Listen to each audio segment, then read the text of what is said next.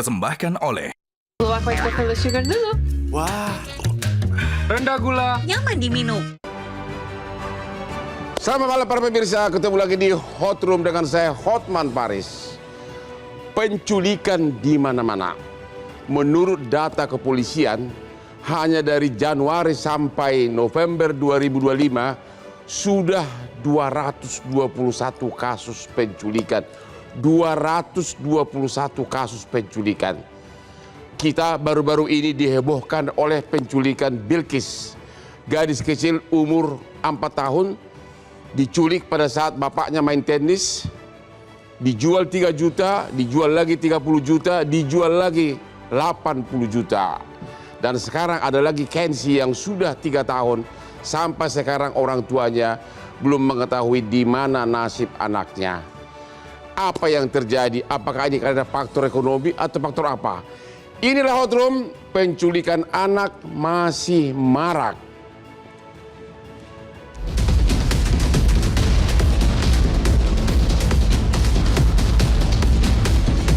Kanan. Ini ayunan ini, kurang ajar itu.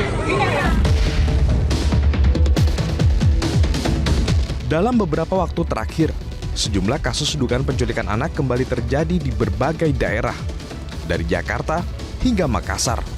Kasus-kasus ini memicu kekhawatiran orang tua terhadap keselamatan anak-anak mereka. Para penculik kini semakin pintar dalam mengubah strategi dan metode.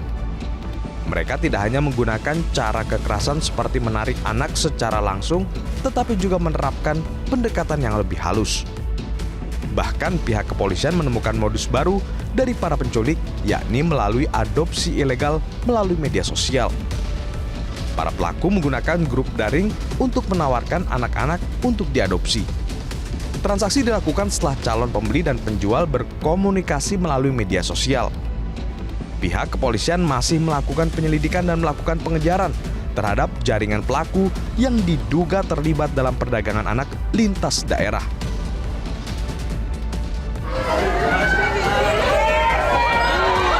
Meskipun sudah banyak usaha untuk mencegah dan menegakkan hukum, kasus penculikan anak masih saja terus terjadi dan menjadi alarm bagi kita semua bahwa keselamatan anak adalah tanggung jawab bersama.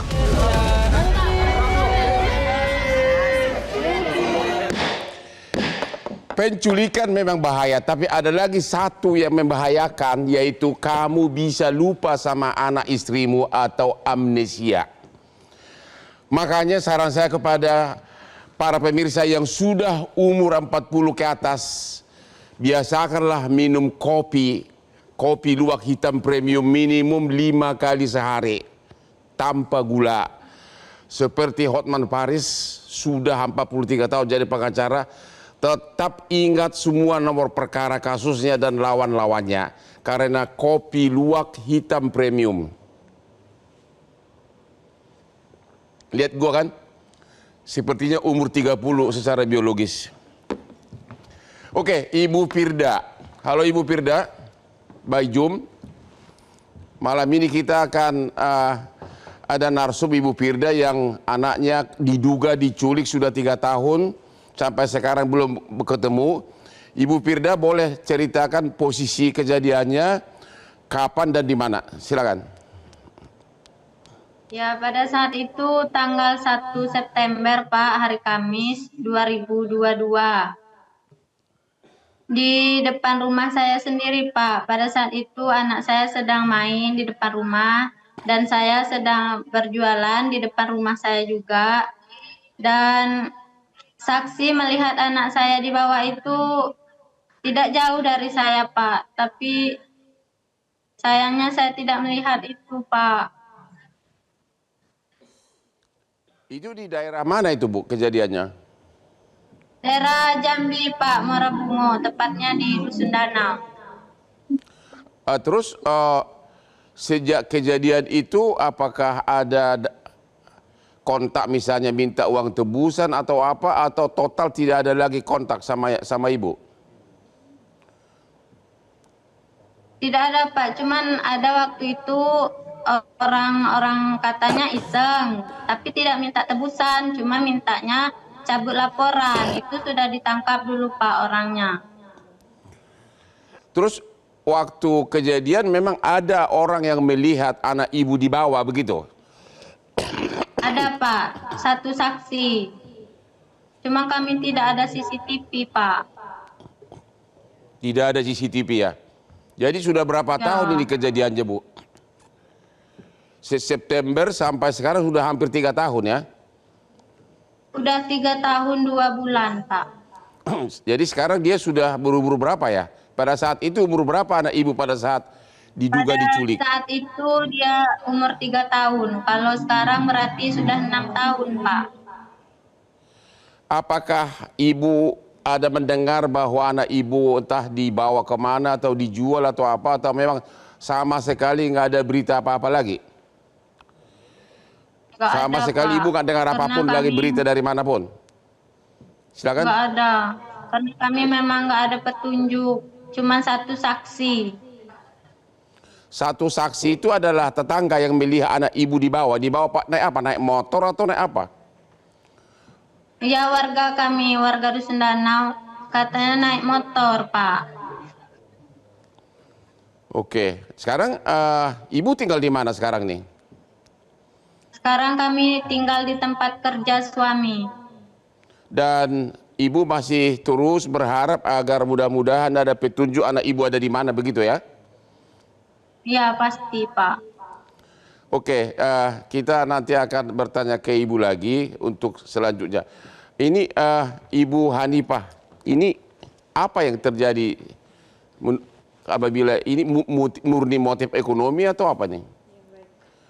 Sebetulnya motif ekonomi itu tetap menjadi motif utama, Ya. bukan jadi motif satu-satunya. Tapi Ya. motif ekonomi juga itu terbagi menjadi 3 lagi.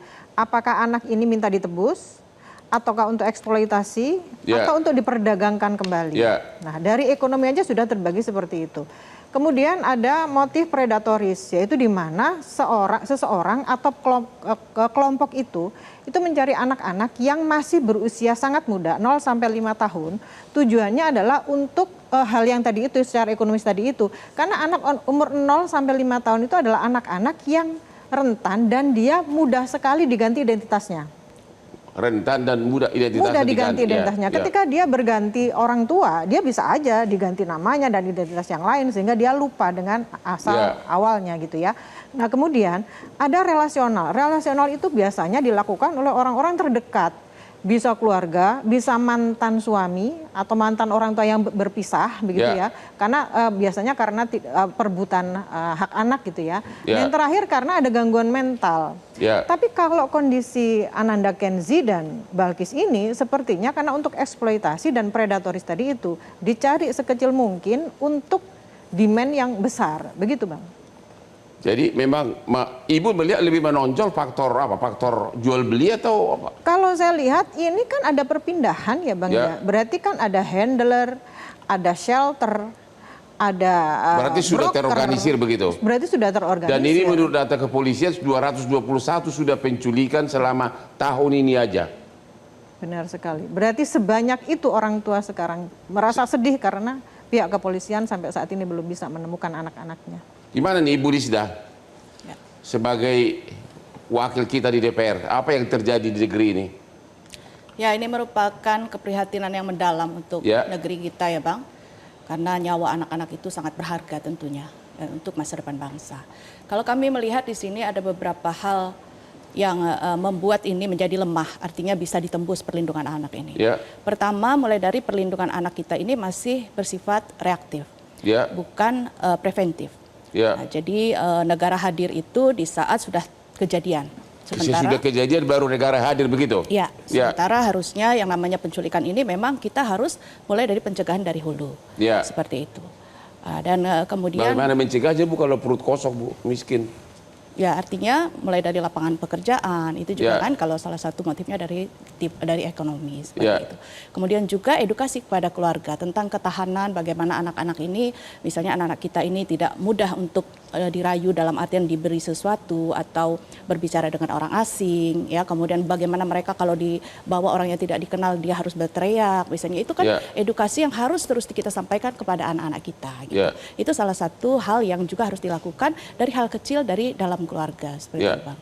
Nah, yang lain-lain ini masih banyak, misalnya tidak adanya atau tidak integrasi antara pusat sama daerah. Jadi kalau misalnya kejadian di daerah ya atau di pusat gitu ya terintegrasi dengan baik.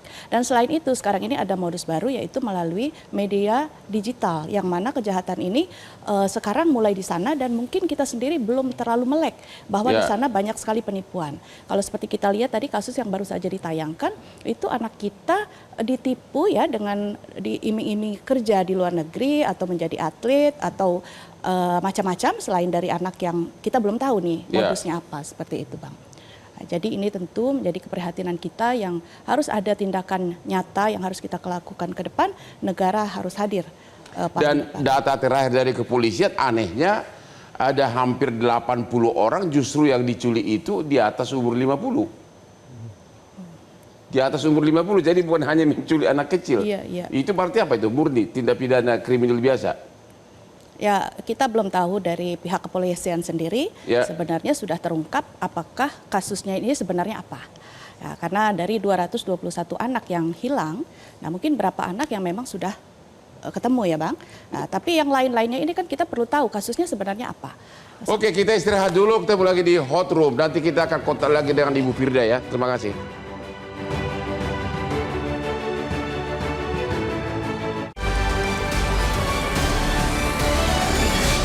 Dipersembahkan oleh Luwak White Chocolate Sugar dulu. Wah, rendah gula, Nyaman diminum.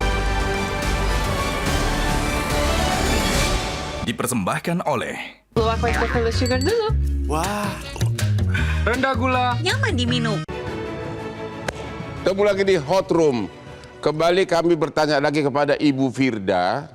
Halo Ibu Firda, melalui Zoom yang sudah kehilangan anaknya selama 3 tahun yang diduga diculik.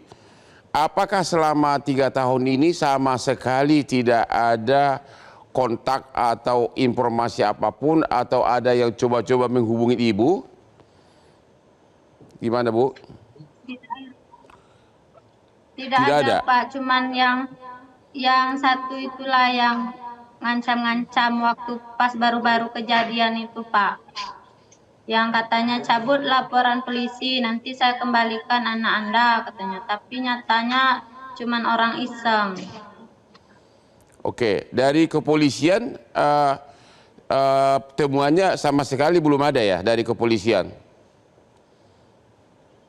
Kepolisian untuk saat ini belum ada Pak, cuman pihak kepolisian terus berusaha untuk mencari Kenzi dan sekarang pun tadi masih ada polisi di rumah kami, Pak. Terus bagaimana masa penantian Ibu selama 3 tahun ini bisa Ibu gambarkan apakah Ibu bagaimana kesedihan, apakah Ibu menangis atau bagaimana gitu loh selama 3 tahun ini? Tidak bisa saya gambarkan, Pak. Bahkan dunia ini rasanya nggak sama lagi Pak kayak dulu. Saya seperti sudah kehilangan semangat untuk hidup Pak. Tapi saya harus tetap hidup untuk berjuang mencari anak saya Pak.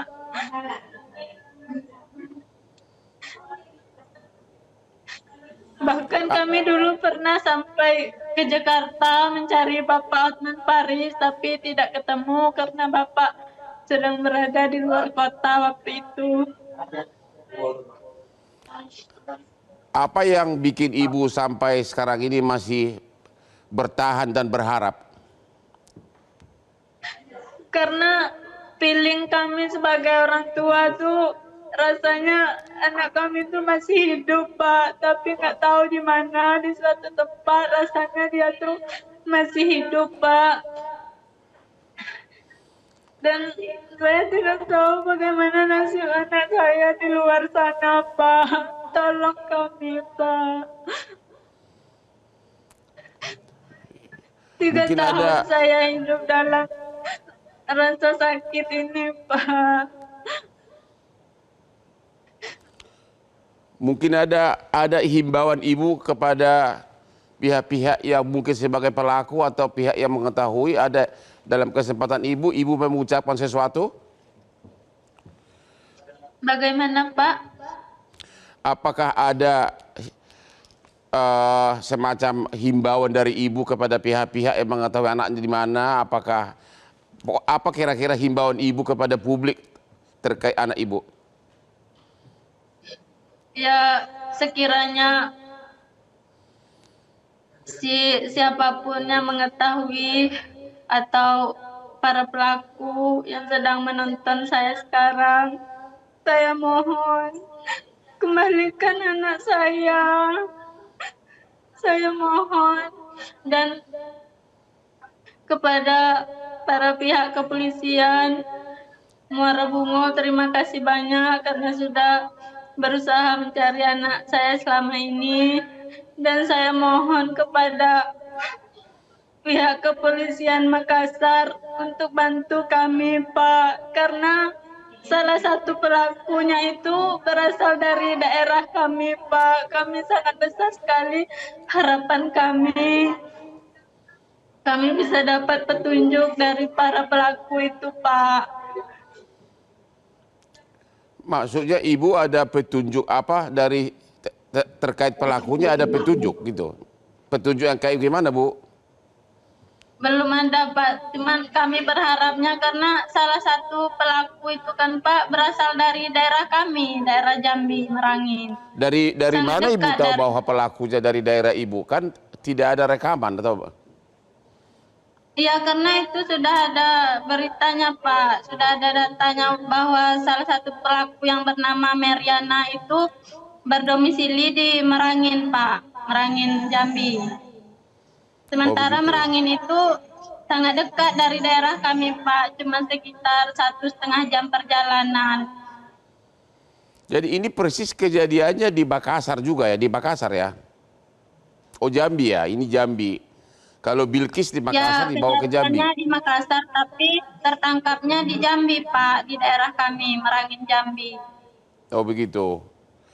Oke, Bu, kita berdoa semoga anak Ibu mudah-mudahan segera ditemukan ya, Bu ya. Kita turut bersedih, Bu. Ya. Kepada Pak Ahmad Sopyan, bisa nggak dijelaskan aspek hukum pidana dari tindak pidana penculikan seperti ini? Ya, jadi dalam konteks hukum pidana, missing children ada 3 kategori. Ya. Yang pertama adalah yang kita sebut dengan penculikan anak. Ya. Yang kedua penjualan anak, ya. Dan yang ketiga adalah perdagangan anak. 3 bentuk missing of children ini ada diatur di dalam Konvensi Internasional Hak-Hak Anak dan juga protokol opsional tentang perdagangan anak, pelacuran anak dan pornografi anak yang sudah kita ratifikasi. Ya. Nah, ada dimensi yang menjadi target ini adalah anak-anak dari berbagai lapis sosial. Jadi kalau anak jadi objek tindak pidana, apakah itu untuk penculikan, untuk penjualan, atau untuk perdagangan, itu semua lapis sosial itu bisa menjadi target. Jadi tidak hanya lapis yang bawah, menengah, atau atas. Kenapa? Karena anak-anak itu yang dijual. Kalau misalnya penculikan itu memang targetnya adalah dapat uang, minta uang dari orang tua, itu penculikan. Tapi kalau penjualan, ya anak itu hilang, tidak bisa bertemu lagi dengan orang tuanya. Ya. Demikian juga dengan perdagangan anak. Bahkan kalau perdagangan anak, itu anak mengalami eksploitasi secara sistematis. Kalau penjualan anak belum tentu, bisa jadi penjualan anak itu untuk adopsi, bisa jadi untuk untuk mendukung kegiatan-kegiatan rumah tangga, tapi dia biasanya penjualan anak ini tidak eksploitasi, tapi putus sama sekali dengan keluarga. Tapi kalau penculikan, seperti yang kasus Balkis yang dari Makassar, kemudian diculik, kemudian dibawa ke Jambi tadi, ke suku anak dalam, itu memang adalah penculikan. Jadi penculikan itu target pelaku tindak pidana itu adalah uang dan mengembalikan anak. Ya. Tapi kalau perdagangan dan penjualan anak itu sama sekali tidak bisa ketemu lagi dan sulit menemukan anak tersebut. Nah, ada dimensi kelemahan kita, Bang, yaitu missing children report itu lamban. Ya, jadi lamban maksudnya? Ya, artinya ketika ada laporan yang disampaikan ke unit PPA kepolisian, itu respon polisi dalam menangani anak-anak yang hilang tadi itu, apakah itu korban penculikan, korban perdagangan, korban penjualan, lama. Kita tidak memiliki sistem misalnya report bagaimana ketika ada laporan orang tua, ada kewajiban untuk mempublikasikan foto tersebut, foto anak. Sehingga seluruh polisian kita bisa mencari dan menemukan itu. Ya, jadi seperti kasus Balkis ini, berapa 3 tahun dia tidak menemukan. Kita nggak tahu apakah kalau menurut cerita kasus itu, Kenji ini, kalau saya menduga ini bukan penculikan. Ini penjualan anak atau perdagangan anak. Karena kalau penculikan masih ada komunikasi pelaku dengan orang tua dan meminta tembusan uang seperti kasus Balkis. Terus aspek ancaman hukumannya gimana nih kalau tindak pidana seperti ini? Ada Undang-Undang Pelindungan Anak ya, pasal 76F jungto pasal 83, Undang-Undang 23 2002 jungto 35 2014. Jadi situ sebetulnya ancaman pidananya cukup ya. Yaitu minimal 3 tahun, maksimal 15 tahun. Denda maksimum 300 juta. Nah, cuman pasal-pasal ini tidak banyak berguna ya, karena polisi gagal dalam menemukan pelaku. Pembuktiannya juga nggak mudah. Kemudian kadang-kadang di belakang layar terjadi negosiasi, perdamaian antara korban dengan pelaku. Sehingga korban atau keluarga korban mencabut laporan. Sehingga tindak pidana ini pun... Apa ini juga dipersulit karena yang diculik itu masih anak sehingga sangat gampang dihilangkan identitasnya?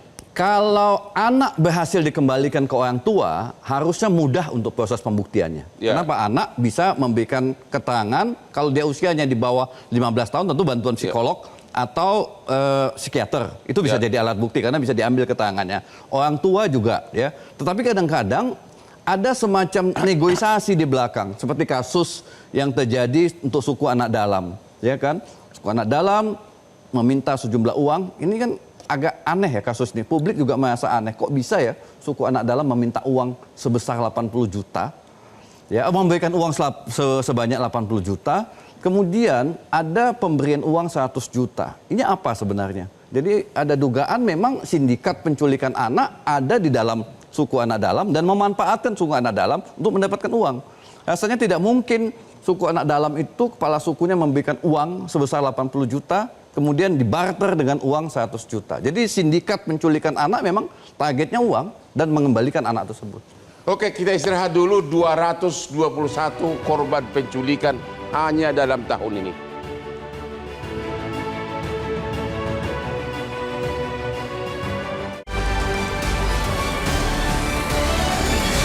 Dipersembahkan oleh Luwak White Chocolate Sugar dulu. Wah, rendah gula, Nyaman diminum. dipersembahkan oleh Luwak White Chocolate Sugar dulu. Wah, rendah gula, Nyaman diminum. Ketemu lagi di Hot Room. Ternyata kopi seperti kopi luwak hitam premium bukan hanya mempertahankan daya ingatmu, tapi juga menambah gairah bekerja. Jadi kalau kamu bangun seperti Hotman, tiap hari bangun jam 3 subuh, langsung sudah disuguhkan kopi luwak hitam premium, langsung ingat siapa musuh dan siapa lawan hari ini. Oke? Dan malam pun kalau saya mau dansa selalu kopi luwak hitam premium dulu. Akhirnya bisa sampai jam 3 subuh. Inilah dia, kopi luwak kesayangan Hotman. Aman di lambung. Hanifah, menurut Ibu, ada enggak sih yang salah sistem di kita? Hampir tidak pernah lihat ada seperti di luar negeri missing in, ya, manusia-manusia hilang fotonya di mana-mana. Saya nggak pernah melihat ada di kepolisian atau di mana, Bang. Ibu setuju nggak? Setuju, Bang. Karena buktinya sampai sekarang 200 sekian anak itu belum ditemukan. Artinya kan ada hal-hal yang terlewat oleh pihak-pihak kepolisian. Artinya lagi bahwa aturan-aturan itu tidak adaptif. Karena kalau sekarang kita lihat ini kan kejahatan non konvensional atau kejahatan baru gitu ya. Kalau dulu kan ada pelaku, ada korban, ada tempat kejadian, tempat transaksi. Sekarang kan tidak ada. gitu ya. Berarti kan kurang adaptif. Harapannya aturan-aturannya sudah menjadi adaptif ketika dibuat aturan secara fisik maupun secara online, begitu. Karena bagaimanapun juga sekarang mencari anak untuk jadi korban penculikan atau perdagangan itu menjadi sangat mudah. Tidak perlu mendatangi tempat Karang Taruna misalnya atau sekolah atau mana gitu. Karena anak-anak kita sekarang berkumpulnya di mana? Di game, gitu ya. Jadi ketika mereka sudah berkumpul di situ, kita tinggal meng-grooming aja. Jadi para pelaku itu tinggal melakukan grooming, mengetahui mana anak-anak yang rentan, mana anak-anak yang bisa diberikan atau dicekokin kalimat-kalimat yang membuat mereka itu menjadi percaya pada seseorang. Jadi ini kan kelemahan-kelemahan yang mungkin belum sampai diberikan aturan-aturan sehingga ini menjadi celah. Karena bagaimanapun juga kejahatan itu kan terjadi karena ketika ada tiga hal. Yang pertama adalah pelaku yang termotivasi. Yang kedua ada korban yang rentan. Yang ketiga ada celah, ada hukum, ada aturan-aturan atau pengawasan yang kurang. Bahwa ketika mereka ada di ruang-ruang online, pengawasan itu sangat-sangat kurang. Ini yang dilakukan oleh pelaku untuk mengambil anak-anak ini. Apakah menurut Ibu sudah waktunya bahwa setiap ada laporan kehilangan, laporan missing, penculikan, wajah si korban itu harus dipajang di polsek atau di polres setempat atau di medsos gitu? Ya, ini mungkin agak membingungkan ya, karena bagaimanapun juga identitas anak itu tetap menjadi atau dalam perlindungan. Tetapi ketika tidak ditunjukkan, bagaimana orang akan menemukan anak ini, gitu. Artinya ini harus ada aturan-aturan baru atau yang bisa mempermudah bagaimana anak ini bisa ditemukan. Demikian, Bang. Ya, ini gimana di anggota DPR kita, ya? Karena orang lapor ke polisi, dibuat BAP, ya. Kalau tahu dicari habis itu aja, nggak bisa tahu wajah si korban di mana, nggak ada pengumuman, nggak ada di medsos. Apakah tidak sebaiknya DPR segera mewajibkan harus ada seperti itu di kepolisian? Ya, itu usulan yang baik ya Bang Hotman. Karena kalau kita melihat dari Undang-Undang Perlindungan Anak dan juga TPKS misalnya, kalau kita lihat dari secara norma hukumnya, undang-undang itu sudah cukup kuat. Cuma mungkin dalam sanksinya udah cukup berat. Ya, implementasinya yang memang salah satu yang tadi Bang sampaikan ya, bahwa bagaimana kita bisa mensosialisasikan itu, dan bahkan kalau kita melihat negara-negara seperti Amerika itu sudah punya namanya Amber Alert. Ya, jadi saya kira dengan kejadian kita yang terus meningkat ya, kalau kita melihat ini seperti puncak gunung es dari yang kita temukan sekarang, rasa-rasanya sudah baik juga kalau kita bisa punya seperti Amber Alert seperti itu, peringatan, sehingga begitu kejadian di satu titik, seluruh Indonesia kita sudah bisa bergerak dan menjadi CCTV hidup seperti itu, Bang. Saya kira itu juga salah satu, selain dari apa yang tadi Abang sampaikan, kita bisa menempel foto-foto di tempat-tempat keramaian. Iya, biasanya kan kalau video-video lucu-lucu bisa sebentar viral, langsung jutaan orang nonton, ya kan? Sedangkan yang penculikan itu tidak pernah ada di medsos ya, hampir tidak ada ya. Kalau dibilang ada, saya sering juga melihat, Bang. Makanya terlihat di sana dari CCTV. Di situ terlihat bahwa baik juga kalau kita punya banyak CCTV, paling tidak bisa kita mengidentifikasi pelakunya tadi. Seperti itu. Dan kalau saya melihat beberapa di medsos melalui rekaman CCTV tadi, seperti itu, Bang. Tapi mungkin perlu apa ya? Ibu sebagai wakil rakyat nih, ini 221 penculikan hanya dalam tahun ini. Ini gejala apa nih Bu? Gejala kelaparan atau gejala ekonomi atau gejala apa nih Bu? Ya, mungkin dari Bu Hanifah ya yang lebih memperdalam ini, Bang. Kalau kami mungkin lebih kepada fungsi kami sebagai anggota DPR RI, baik itu mulai dari fungsi legislasi, anggaran, dan kemudian pengawasan. Nah, dalam hal ini dikuatkan mungkin di sana. Kalau ada yang perlu kita revisi seperti Undang-Undang Perlindungan Anak itu udah dari tahun 2014 ya. Jadi mungkin sudah tidak sesuai lagi dengan sekarang yang sudah masuk ke dalam era digital seperti itu. Jadi kami lebih kepada peraturannya, kemudian anggarannya, penguatan anggaran untuk beberapa hal yang diperlukan di dalam mulai dari preventif sampai dengan nantinya adalah perlindungan anak tersebut pada saat setelah ditemukan ya trauma-trauma yang terjadi. Ya gitu, Ibu Hanifah, kenapa nih kok bisa hanya dalam tahun ini 221 kasus penculikan? Ibu melihat ini faktor ekonomi, kemiskinan, pengangguran atau apa nih? Nomor satu faktor ekonomi, tapi yang selanjutnya adalah moral. moral bahwa para pelaku ini menganggap bahwa anak itu sebagai komoditas dan berharga mahal, ditambah lagi pasar gelap itu kan sudah tersedia di media sosial. Ini kan menjadi tempat yang sangat-sangat aman dan nyaman untuk mereka, apalagi belum ada undang-undang yang menaungi ini. Berarti kan ada banyak kelemahan yang menjadi celah untuk pelaku ini melakukan penculikan dan perdagangan anak. Tapi yang jelas moralnya sudah tidak ada. Kalau kita ngomong bahwa anak ini harapan bangsa, masa depan bangsa, tapi kita melindunginya hanya saat ini, tidak sampai ke depan. Artinya kan ada yang timpang dalam hal ini. Seperti yang tadi disampaikan Bu Lisna, anak harus diberitahu bagaimana cara melindungi diri. Anggaplah kita sampaikan 3T, tidak mengikuti orang, tidak menerima barang, dan tidak mudah percaya misalnya kayak gitu. Tapi apakah mereka juga mengajarkan bahwa mereka tetap harus berhati-hati pada situasinya? Karena ada beberapa anak, mungkin banyak anak justru diculik itu oleh keluarga. Berarti kan bukan orang asing, tapi mereka tahu nggak situasi-situasi yang harus diberitahukan kepada anak. Bahwa situasi yang berbahaya adalah ketika orang itu ketika kamu berada dalam kondisi yang gelap, tidak ada penerangan, tidak ada orang dewasa. Ketika kamu merasa ketakutan, ketakutan itu diterima oleh orang tua sebagai kondisi-kondisi atau situasi-situasi yang rentan menjadikan anak ini korban. Jadi artinya ini yang harus disampaikan juga kepada anak-anak. Kemudian bagaimana pengawasan mereka orang tua di media sosial. Karena grooming itu mudah sekali dilakukan. Para pelaku kan sudah membaca bagaimana kondisi psikologis anak. Kenapa dia bermain terus-terusan? Apakah mereka tidak ada ikatan yang hangat dengan orang tua? Nah, kondisi-kondisi seperti inilah yang sudah Oke. Tadi ada pesan dari apa? Katanya ada telepon dari siapa? Katanya ada telepon dari Sekretaris Kapolri. Katanya Ibu Firda nanti sesudah ini mungkin dikasih data-data pribadinya. Mungkin akan ada usaha untuk lebih membantu. Ibu Firda masih ada? Ibu Firda tadi ada telepon masuk dari Sekretaris Kapolri. Nanti katanya agar Ibu Firda kasih data detail mengenai kontak ibu dan sebagainya kepada Metro TV. Nanti Metro TV akan menyampaikan kepada Sekretaris Kapolri. Ya Ibu Firda ya? Ya siap Pak.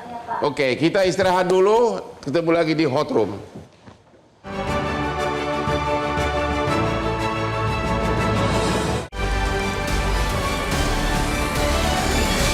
Dipersembahkan oleh Luwak White Chocolate Sugar dulu.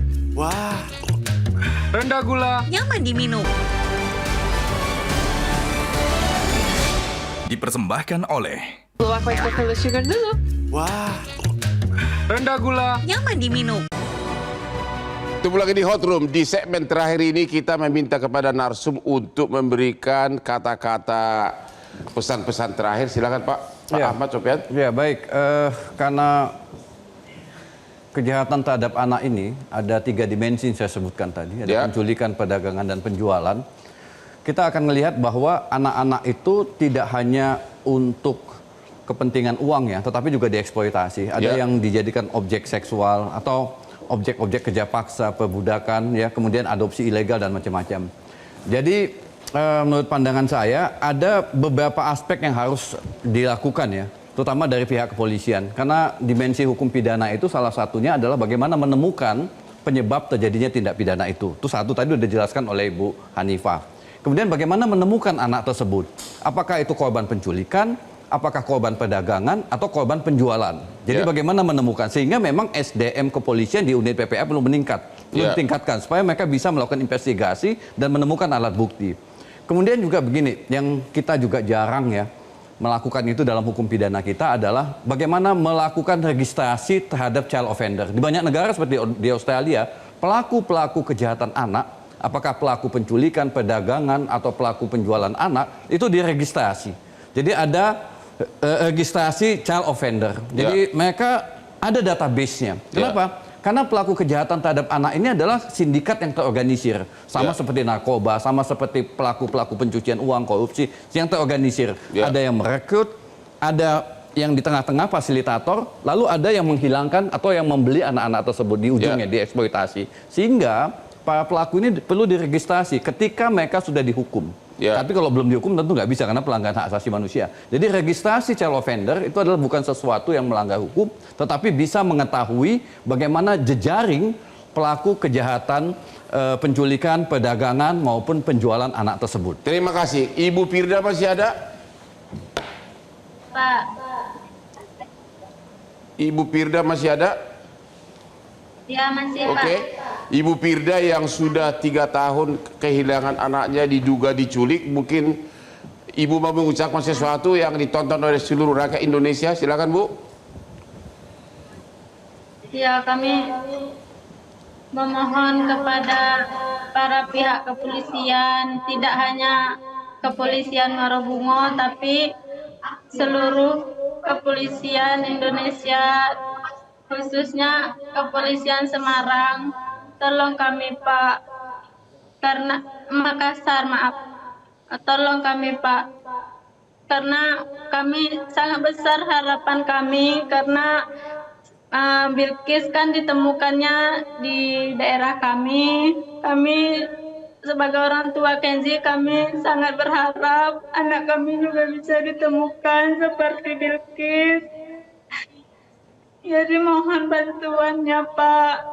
Bapak-bapak sekalian, bantu kami Pak. Kami tidak sanggup jika harus menunggu terlalu lama lagi. Kami butuh kepastian di mana anak kami ada, masih ada ataupun sudah tiada. Kami butuh jawaban. Anak ibu sekarang umur 6 tahun ya? Iya. Kalau misalkan nih Kenzi itu lagi nonton, lagi lihat ibu di TV sekarang, apa yang ibu ucapkan sekarang?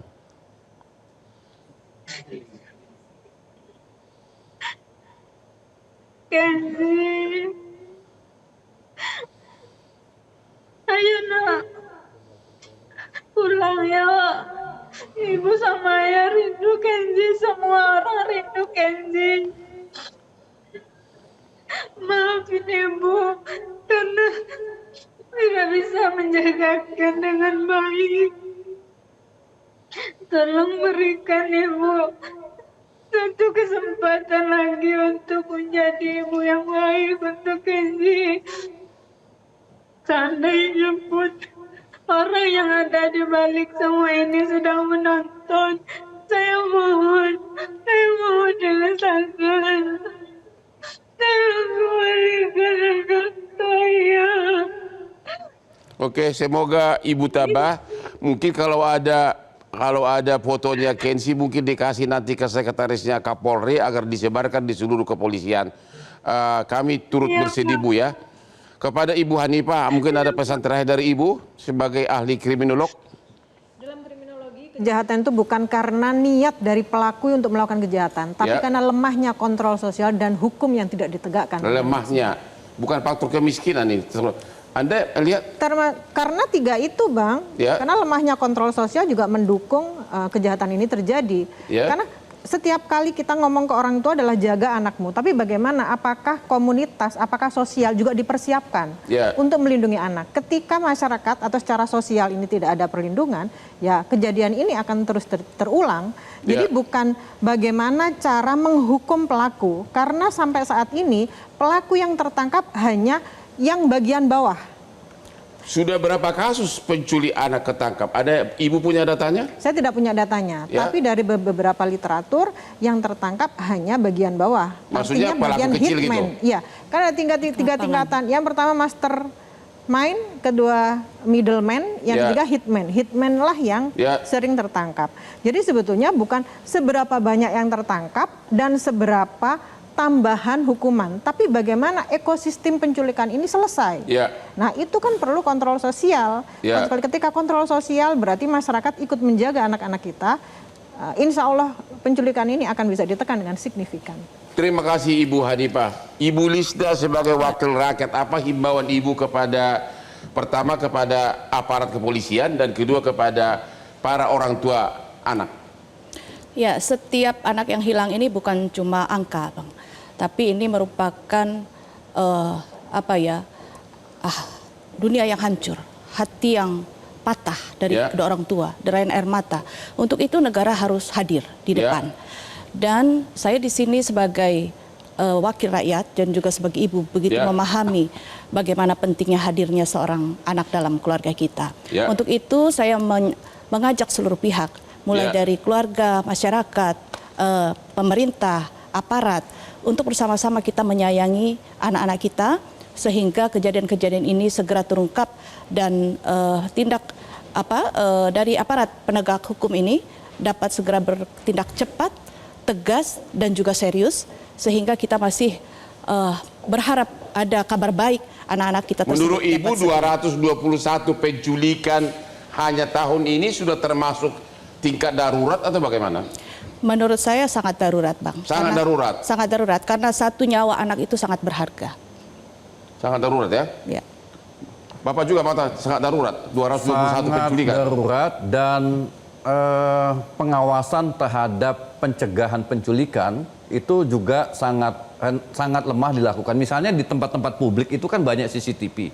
Bagaimana CCTV itu terintegrasi dengan kepolisian setempat sehingga cepat gitu loh. Begitu anaknya hilang karena terintegrasi, polisi pun bisa langsung bergerak. Jadi tanpa harus memeriksa CCTV yang ada di wilayah itu. Jadi sebetulnya di banyak negara untuk pengawasan terhadap anak, pemasangan CCTV di tempat umum yang dibenarkan itu terintegrasi dengan kepolisian setempat. Jadi begitu anaknya hilang di tempat umum, mereka lapor ke polsek setempat langsung bisa buka CCTV-nya.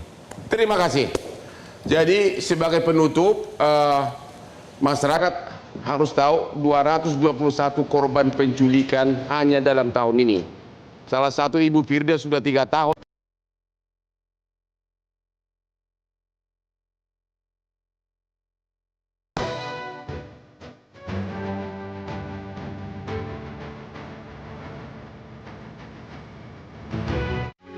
Metro TV. Jelajahi cara baru mendapatkan informasi. Download Metro TV Extend sekarang.